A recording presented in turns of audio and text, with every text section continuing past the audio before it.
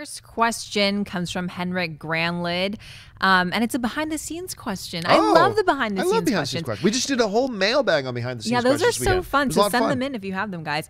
All right, he writes, "Hi, guys, and happy holidays. I've been curious to know what, well, it's kind of behind the scenes, what your absolute favorite movie snacks / condiments are." I am a very traditional vanilla guy. I am popcorn and soda, dude. And to me, popcorn is really just a butter delivery device. So accurate. Isn't that like true? Like fries with ranch. Yes. Like I just want to eat the ranch. If I could pour it into my mouth, I would. You know what? I've evolved a little bit. You have? Yes. I've gone from fries with ranch to fries with honey mustard. Ooh, a nice mild honey mustard is like really aces. That sounds good. But to me, it's all about the butter. Butter, as to quote Chris Pratt, butter is my favorite food. So now here's what I do. Now, I used to think I was smart because what I do is... This is actually genius. I know where you're going with this. Okay. This is genius. Everyone listen up. So what I used to do was I used to ask them, can you give me the bag half full first? And they give me the bag half full. Then I run over to the butter dispensary and pour in all the butter. Then I say, okay, now fill up the bag. They fill up the bag and I put butter on it again. Used to think that was smart. And then started doing something different. And here's what you do, ladies and gentlemen. If you have a movie theater that you use where it's self-serve butter, here's what you do. You don't have to bother asking them to fill it halfway, go over it and come back. No. What you do is you get the biggest straw they have, right?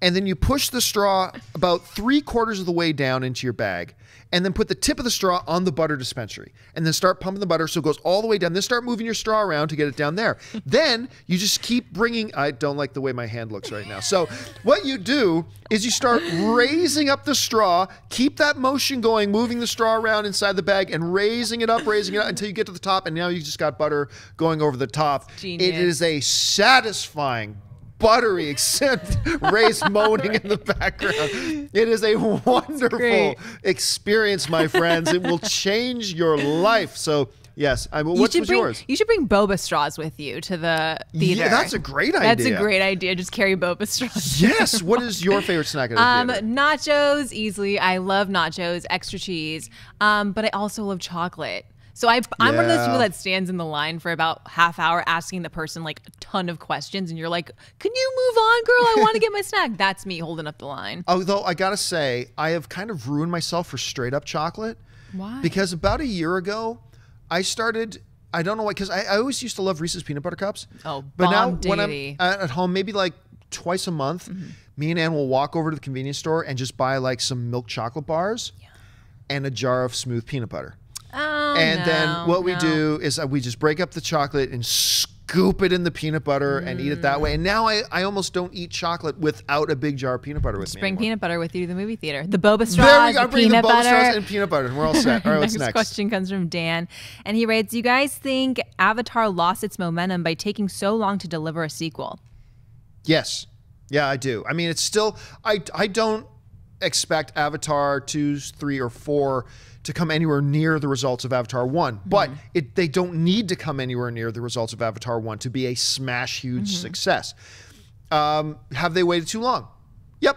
It's unfortunate, but at least they didn't wait longer. And still, don't cry any tears for Avatar losing all of its momentum. Those films are gonna do just fine. They're gonna do just fine. Could they have done better if they came out like a year or two ago? Yes, they could have done better, but they're still gonna make big bank. They're gonna be big successes. No worries. Okay, next question comes from John Paul Commerce, and a lot of people have been asking this question. He writes, "What is a Mary Sue character?" We talked about this on the show the other day. Yeah, a Mary Sue, I read a definition of it a while ago, and it just described it the best way. Look it up yourself, Mary Sue. But basically, it's like this character. It's a female character, and there's a male version of it as well, and I can't remember. Gary Sue is the male version of the character. But basically, what it is, it's this female protagonist in a film that is basically set up that can't fail. I mean, everybody likes the character, does nothing wrong, everything's great, and everything works out in the end. And it's called a Mary Sue character, and it's a lazy device. And this all came up big. Like I said, look up the Wikipedia definition. It's much better than the way I'm describing it. But it recently came up big because there were some people out there who either didn't understand what a Mary Sue was or didn't understand Star Wars: The Force Awakens at all, who were saying that the Rey character was a Mary Sue character. And I have to ask them if they even saw Star Wars, if they're asking that, because she does not fit the definition of a Mary Sue character, like, at all, to me, at any rate. So best thing to do, just look it up online. Don't take my definition for it off the top of my head. All right, Joshua Howell writes, if Deadpool is a success, do you think Marvel will consider more R-rated films? I think everybody will consider more R-rated films. Look, Warner Brothers was kind of that first penguin. You ever see all those penguins like cramming in against each other on the edge of a cliff, waiting for that first penguin to dive in the water because they got to see if there's a seal in there, waiting to snatch them up? Warner Brothers was kind of the first in the water in this new breed of films anywhere when they tried an R-rated Watchmen. They lost money on it. And so everybody's been real trigger shy ever since. Now comes along Fox, and they are not only doing it, they are embracing it. They are going full on hardcore, unabashedly rated R in every way you can possibly imagine. And it's like anything else. If something new gets tried and it's a smash success, you know everybody's watching it. So you know Marvel is watching what Fox is doing with Deadpool. You know DC is watching what Fox is doing with Deadpool. And certainly Fox is paying close attention to what they're doing with Deadpool. But even if it works, they're going to have to keep in mind that Deadpool isn't just a generic R-rated film. Deadpool is a very specific character with a very specific following and a very specific style that suited the R rating. What I hope doesn't happen is that if Deadpool is a big success, that everybody just takes movies that would be better served as PG-13 and say, oh, let's do it R now. I mean, doing R for the sake of doing R isn't helping anybody. Doing R for a property like Deadpool, that's helpful. R would have been a nice rating for, say, Suicide Squad. But at this point, Warner Brothers doesn't want to go back in there. They got burned on The Watchmen. But R would not be good for a Batman film. R would not be good for a Superman film. R would not be good for a Wonder Woman film. Maybe an Aquaman film, depending on the style of Aquaman you're doing. But what I hope doesn't happen is, if it's a success, I hope studios will open up their minds to the possibility of R-rated properties for the appropriate properties. And what I hope doesn't happen is that they just start thinking, oh, let's just start making everything R because R works, because that's not the right formula either. So let's wait and see how Deadpool does. I hope it's going to be great. All right, Daniel Lozano writes, John, are you going to wait to watch B versus S with the fans as you did with Man of Steel? Can't decide. I want to. I want to. That's a nice way to put it. The problem is that everybody in here is going to see it early. Everybody in here is going to see it early, and we need to talk about it early. And we generally, like we did with Star Wars: The Force Awakens, we try to record our spoilers reviews early so they can release the day the movie comes out. So while I want to wait to see it on opening night with an actual movie crowd, I think my job responsibilities are going to preclude me from doing that. So I want to, but I don't think I'm going to be able to. I'll probably have to see a press screening in advance.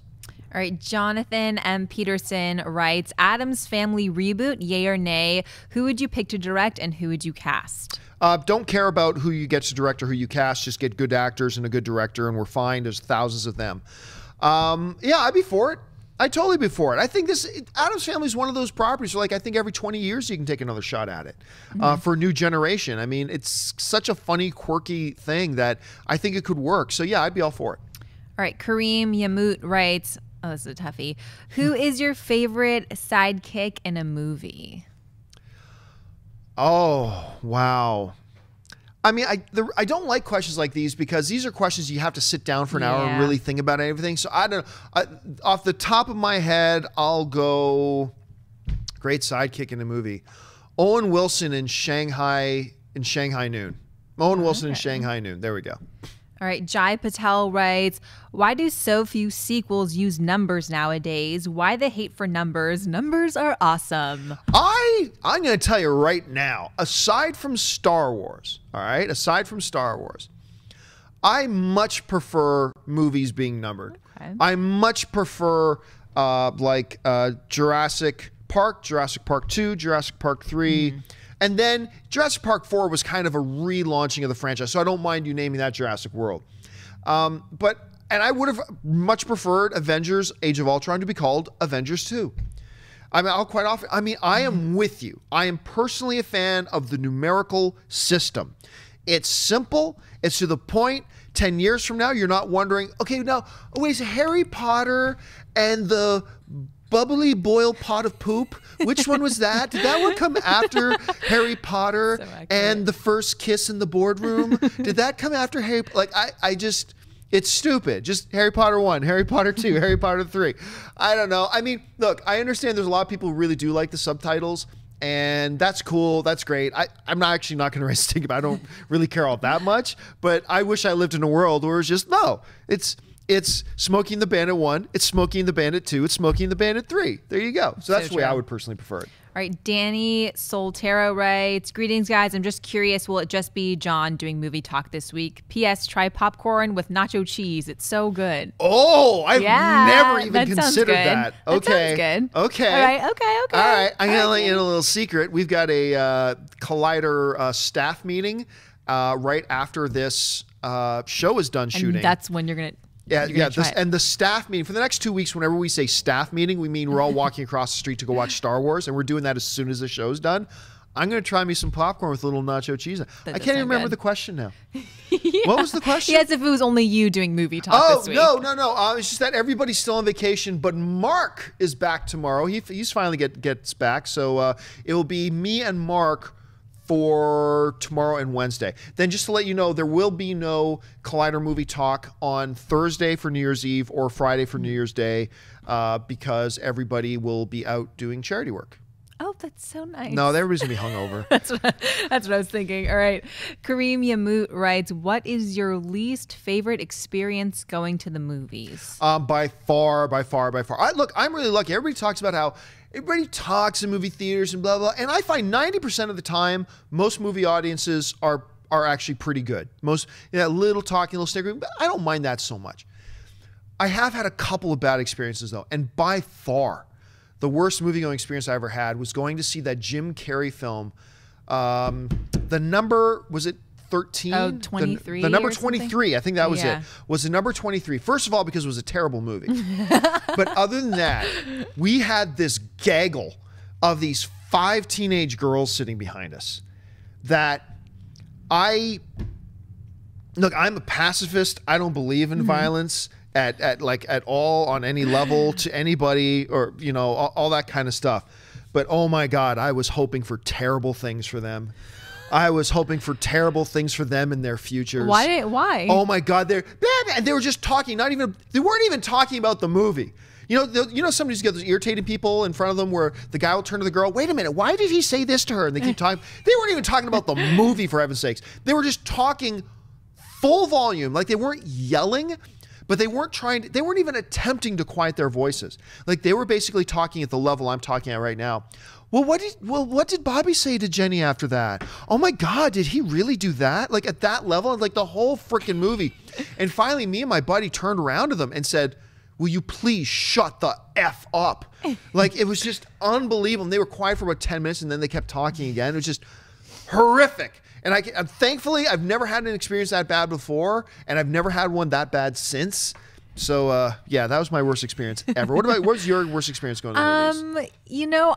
I'm probably that girl that's doing the talking because I really haven't had. No, I'm not really. I haven't had, thankfully, bad experiences. I mean, the worst I can think of is when a parent brings their kid to a movie and the kid can't stop crying. But honestly, like it's just a parent and they can't stop their kid from crying. And most parents are really good that they try to get their kid to quiet down for a minute or two and they don't. They take them out. Yeah. I have no problem with that. All right, last question of the day. Oh, okay, it's the last one. All right, Joey Current I got a movie writes, to get to. What classic novel would you like to see made into a movie? What classic novel that hasn't already been turned into a movie? Well, I mean, this isn't considered a classic, and we've talked about it before, but like James Clavell's Shogun, they did a mini-series of it, I think in the 80s, for that, Shogun needs to be a movie. Shogun is amazing. It's about this English seaman who his ship gets thrown off course in a storm, whatever. He winds up in China. This is like in the 1700s or 1800s, something. I can't even remember the era, but it's during the samurai feudal age. And he ends up there and becomes acclimated into the culture and befriends one of the shoguns and or one of the warlords who's vying to become shogun. It's amazing. It's fantastic. If you get a chance, read it. I really hope they do a movie version of it. And look up, you might be able to find somewhere the old miniseries that was done on TV, because it was actually really, really well done. But a modern version telling of Shogun would be insane. Hey guys, if you like this clip, click here to watch the entire episode. Also, make sure you subscribe to our YouTube channel because it'll help you stay up to date with all the stuff we've got going on here at Collider.